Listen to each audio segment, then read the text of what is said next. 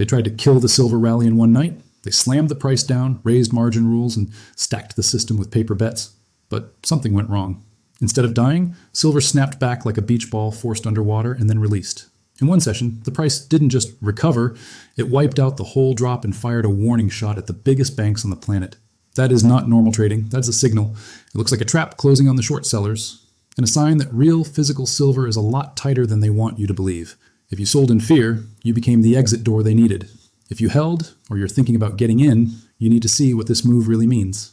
In this video, we're going to walk through the crime scene step by step and show how a planned crash may have just turned into a failed attack. So if you care about silver, your savings, or just want the truth behind this move, hit subscribe, tap like to support the channel, and watch this breakdown all the way to the end.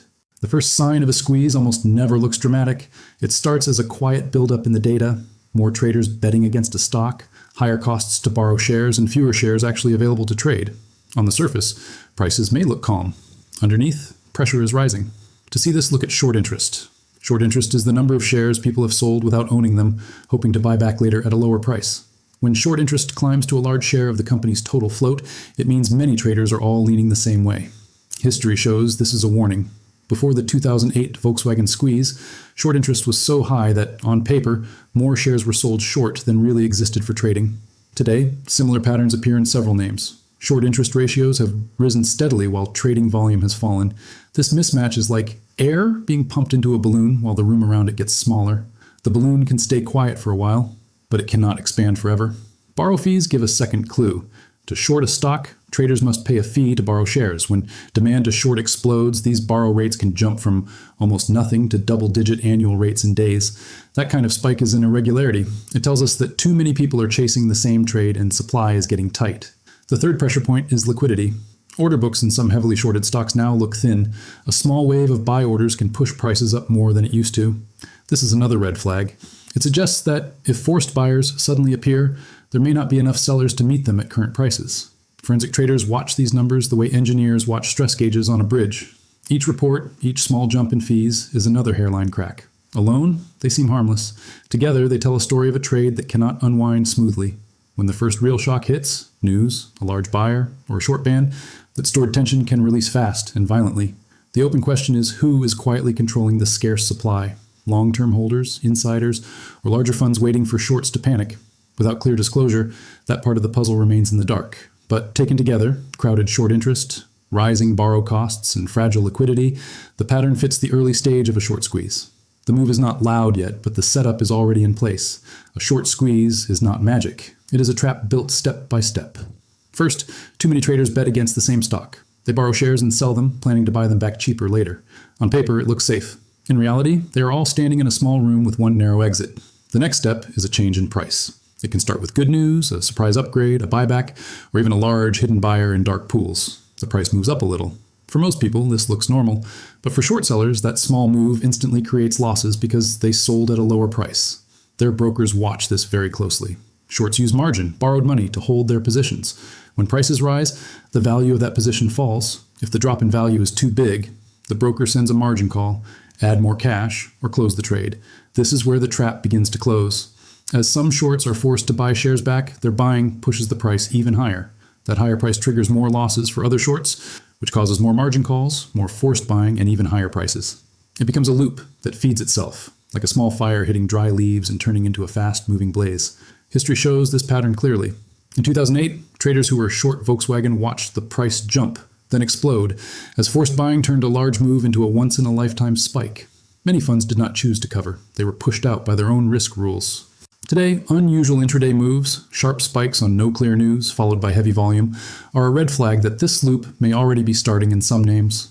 The tape shows the effect, but not the source. The open question is simple but important. Who is lighting the match? Is it insiders, large institutions, or coordinated buying by smaller traders who understand how trapped the shorts are? Just as the earlier buildup in short interest and borrow costs created the pressure, these squeeze mechanics are the release system.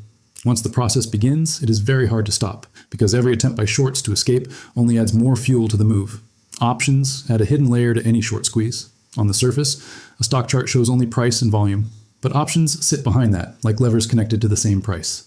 When many traders buy call options, bets that the stock will go higher, someone on the other side must take the risk.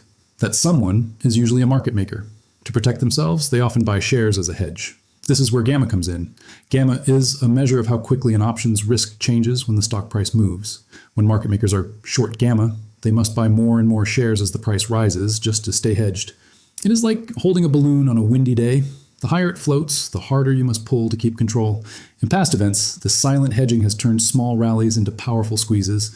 During the 2021 meme stock surge, call option volume in names like GameStop and AMC spiked to record levels. Many of those calls were short-dated and far out of the money. On paper, they looked cheap.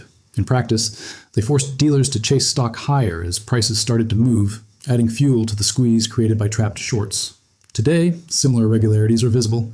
In some heavily shorted stocks, call option volume is many times normal levels, while put volume stays low. Implied volatility has jumped, and open interest is stacked at higher strike prices in the near term. This pattern is not normal hedging. It looks more like a crowd building a lever under the price. The key unknown is positioning. Are dealers heavily short gamma again, or have they learned from 21 and adjusted? Without full transparency into dealer books, that question hangs over the market.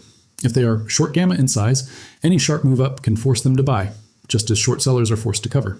Just as earlier signals showed pressure in short interest and borrow costs, the options tape now hints at hidden leverage. It suggests that if a squeeze is starting, it will not only be driven by shorts closing positions, but also by options hedging that automatically adds buying pressure with every uptick. To understand what might be starting now, it helps to look at two famous squeezes that already happened: Volkswagen in 2008 and GameStop in 2021. The same basic pattern appears in both, just with different players and different technology. With Volkswagen, the key fact was simple but deadly: huge short interest in a stock where very few shares were actually available to trade. Many funds had bet against VW, thinking the price would fall during the financial crisis. What they missed was that Porsche had quietly built a large, hidden position in VW shares and options. When Porsche revealed its stake, the math broke. On paper, more shares were sold short than there were free to buy. That was the irregular data point, a short position larger than the real free float. In a panic, shorts rushed to buy back stock at any price. VW briefly became the most valuable company in the world, not because of its business, but because of forced buying. It was like a small door, suddenly being the only exit for a stadium full of people. GameStop showed the same shape, but in a new form. Hedge funds were heavily short, with short interest again above 100% of the float. This time, retail traders on forums noticed the imbalance. They bought shares and call options, pulling market makers and algorithms into the fight. The result was wild intraday spikes, trading halts, and price moves that had little to do with company earnings. Volume went off the charts, and option activity exploded. Again, the warning sign was the same pattern: too many shorts, not enough shares, and an aggressive group willing to push on the weak point. Today, some individual names show a mix of these past elements: high short interest, rising borrow fees, and crowded call option positions. This blend looks less like normal trading and more like people quietly setting up the conditions for another squeeze. The key unknown is whether any large player now holds a hidden, controlling stake in the float, as Porsche did, or whether this wave is more decentralized, like GameStop. When we compare these past episodes to current data, the broader story sharpens. A crowded short position, limited supply, and leveraged bets through options have produced explosive outcomes before. The question now is not whether the pattern works, but how many times it can repeat before the system breaks something larger. In every short squeeze, someone ends up trapped. The big question now is, who is actually cornered? Start with hedge funds. Many of them run long-short strategies. They buy what they like and short what they dislike, using borrowed money to boost returns. It is stacked. We saw this in 2021, when a well-known fund took large short positions in GameStop and other names, and then faced huge losses as prices spiked. Risk models that looked safe in calm days suddenly failed when prices moved in ways they had not done before. Today, prime broker reports and 13F filings hint at similar clusters. Different funds appear to be short the same companies, often for the same reasons: weak earnings, high debt, or poor outlook. On paper, this seems logical. In practice, it is like many people standing on the same end of a small boat. A small wave can tip everyone at once. Then there are the algorithms. Quant funds and automated trading systems react to price, volatility, and news signals, not stories. When a stock breaks above certain levels, many of these programs switch from short to flat, or even to long, at almost the same moment. In 2007, this kind of crowding among quant funds led to the quant quake, where similar models all tried to exit at once, causing sharp, strange moves in many stocks. Today, we see days where heavily shorted stocks jump 20-30% in minutes, with little news. That kind of move is an anomaly. It suggests bots, not humans, are rushing through the same narrow exit. But we do not know how much total leverage sits inside these black box strategies, or how connected they are through the same prime brokers. Retail investors sit on both sides. Some are short with small accounts, thinking they can time the decline. Others are long shares and calls, trying to trigger or ride the squeeze. Their buying can start the spark, but their brokers can also limit trading or raise margin, as happened in 2021. This makes them powerful in the story, but also fragile. Just as earlier signs showed pressure in the system, the mix of crowded hedge funds, reactive algorithms, and emotional retail creates a structure where one shock can spread quickly from one group to the others. A squeeze often looks like a story about one stock, but markets are tied together like a spiderweb. Pull hard on one strand and others start to move. The real danger begins when a wild move in a single name starts to damage the balance sheets behind it. Hedge funds and family offices rarely hold just one risky position. They run portfolios full of trades, all backed by borrowed money from prime brokers. To those brokers, the stocks and bonds in the portfolio are collateral, like a house backing a mortgage. When one big position blows up, whether from a squeeze or a crash, the value of that collateral drops. The broker reacts by demanding more cash, or by selling whatever else can be sold. History has shown this chain reaction many times. In 1998, long-term capital management looked like just another hedge fund, until losses in a few positions triggered margin calls. To meet them, LTCM had to unwind trades across many markets: bonds, equities, even foreign currencies. The problem started in a corner, then became a system story.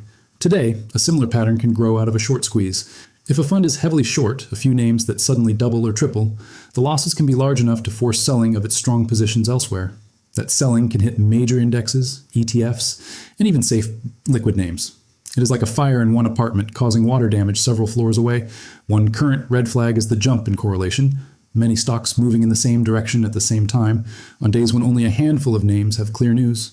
Another warning is tighter margin rules from brokers on specific problem tickers, while overall market conditions still look calm. These steps suggest risk managers see something fragile behind the scenes. The unknown is where the hidden leverage really sits. Is it concentrated in a few aggressive funds, spread thinly across many, or sitting inside opaque vehicles like total return swaps, as we saw with Archegos in 2021? Without clear sight into these exposures, it is hard to know how far a squeeze can travel once it starts. Just as earlier clues showed pressure in single names, the signs now point to possible spillover. A squeeze is no longer only about punishing shorts. It can become a test of the system's weakest links. Just as the earlier signals hinted, the picture now is clearer and more troubling. The data does not look like a maybe squeeze setup anymore. It looks like a process already in motion. Short interest in certain names remains extreme, borrow fees are elevated, and prices are jumping on small bits of news. That mix is not normal. It is pressure being released in jolts. One strange sign is how often the most shorted stocks are now leading on green days. In some recent sessions, baskets of heavily shorted names have surged far more than the broad index, even when the overall market is only slightly up. Moves of 10-20% in a day without clear company news are an irregularity. They fit the pattern of forced buying, not quiet, rational repricing. History gives a warning here. During past bear markets, like the dot-com bust in 2000 to 2002, some of the biggest rallies were driven by short covering, not by a real improvement in business conditions. Those bursts felt strong in the moment, but they were more like a fever, a sign of stress in the body, not health. Options data adds to the tension. Short-dated calls remain active, implied volatility is high, and dealers may again be in a position where they must chase stock as it rises. That is a feedback loop. Like a car rolling downhill with weak brakes, each turn the wheel makes, gravity still pulls harder. How many funds are close to their risk limits? How much hidden leverage sits in derivatives and swaps that we cannot see? Will regulators or brokers change trading rules again if price moves become too extreme, as they did in 2021? None of those answers are visible in public order books. Put together, the signals imply that this squeeze is not just a single-name story. It is a live test of a market built on leverage, crowding, and automated reactions. The data is turning hostile for anyone still heavily short, and each attempt to exit adds more force to the current. The pattern we are seeing now sits in the same family as Volkswagen and GameStop.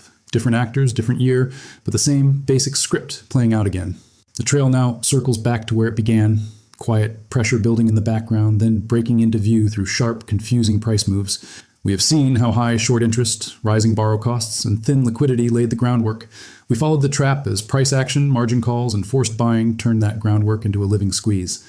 Options and gamma added a second engine, quietly amplifying every move. Past cases, Volkswagen, GameStop, LTCM, Archegos, showed that these are not rare accidents. They are the natural result of crowded trades, hidden leverage, and the belief that exits will always stay open.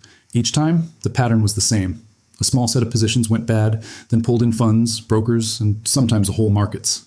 Today's irregularities fit that same mold. Overcrowded shorts, violent intraday spikes, option markets tilted toward upside bets, and rising correlations all point in one direction: stress. It is a stress test of how much pressure the current system can take before something cracks. What happens next depends on three unknowns: how deep the leverage runs, how strict the risk managers become, and whether any shock, economic, political, or regulatory, hits while this process is still unfolding. If the pressure finds a weak point, the move can jump from a few tickers to portfolios, then to indexes, like dominoes leaning into one another. For anyone watching, the key is to treat these moves not as random noise, but as signals. Short squeezes are bursts of truth about where the market is most exposed. Right now, those truths are surfacing in real time, and the evidence that a major squeeze has begun is no longer easy to ignore.